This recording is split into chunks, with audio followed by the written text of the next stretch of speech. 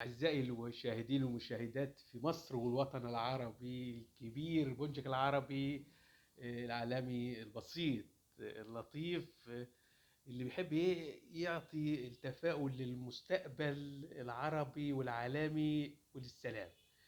أنا بقول لكم كلمتين بساط جدا: رمضان مبارك كريم علينا إن شاء الله جميعا في الفترة القادمة وفي الفترات الجاية، ولأن روحانيات الرمضانية روحانيات عظيمة جميلة عشناها في السبعينات والثمانينات والتسعينات والألفية التانية. صحيح هي متغيرة تبعا لكل عصر والتكنولوجيا، لكن لازم نحيي الجانب الديني الاجتماعي البيئي.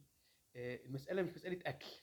الأكل ممكن يبقى بالنقنقة بعض الشيء، الكرم الزايد عند المصريين والوطن العربي ده شيء عظيم، لكن لازم في تقنين علشان في نوع من البساطة ونحس بروحة رمضان. رمضان كريم عليكم مع بودكاست العربي العربي. شكرا لكم.